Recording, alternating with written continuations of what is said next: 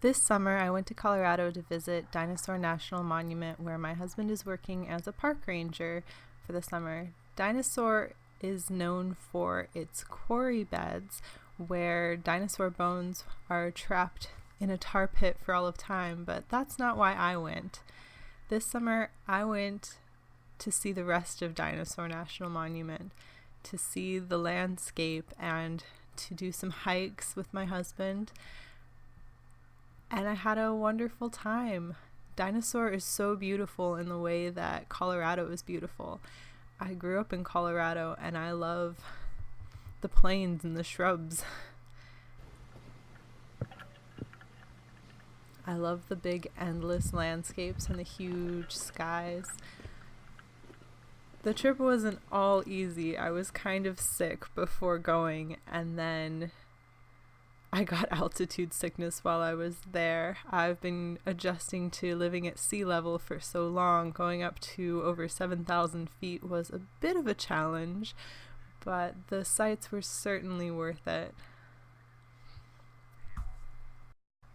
Of course, the most important thing to keep in mind when visiting the national parks is to leave no trace, to take only pictures and leave only footprints.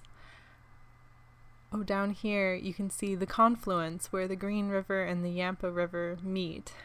And actually I was zooming in because Katie lives down at Echo Canyon down there, Josh's work friend who I got to meet and who is also a writer and is writing the most incredible story. She was telling me all about it, very solar punk, taking place in kind of fantasy Egypt, and she sent it to me to read, so I'm very excited about reading that.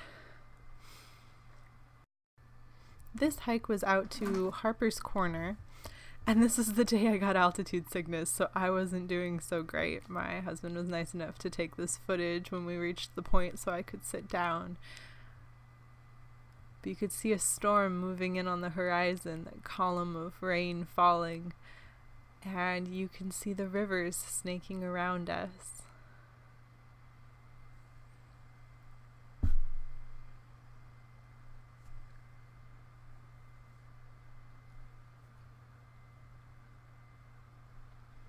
It was really peaceful up at Harper's Corner. It was kind of an easy walk if you're adjusted to 7,000 feet or above. It was a little hard for me as a sea level person, but it's very flat and very beautiful. Just these gorgeous canyon views on both sides.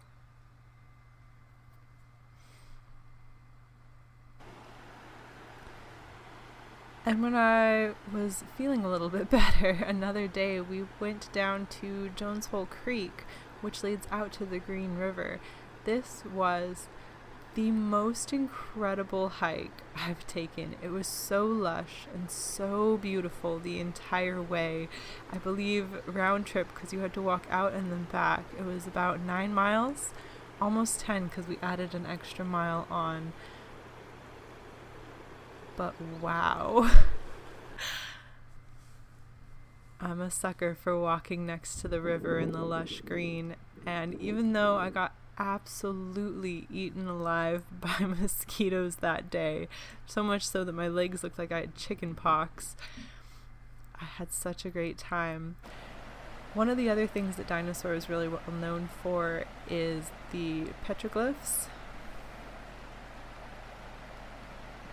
and pictographs, which will be coming up.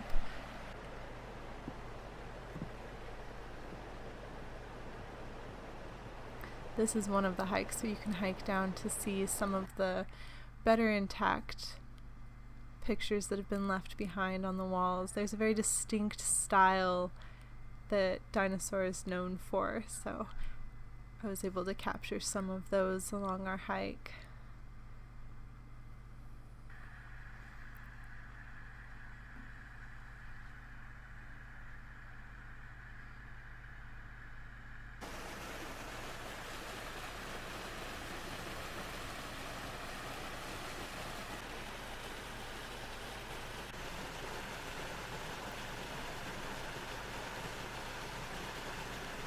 It was such a hot day and the water was so cold. We're actually going to hike past this waterfall and come back to it at the very end.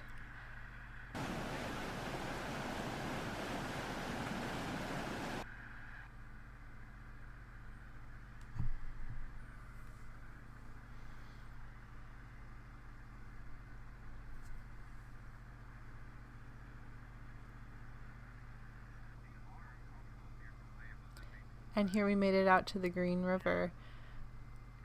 Josh was fortunate enough to go on a river trip down this river. I have not been yet, but we could see some other river trips had pulled into camp for the night, and we passed some of the people walking along the trails. It was nice to go all the way down.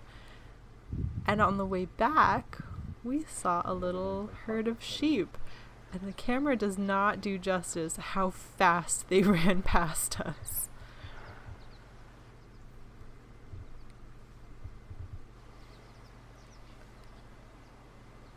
Now at this point I was exhausted.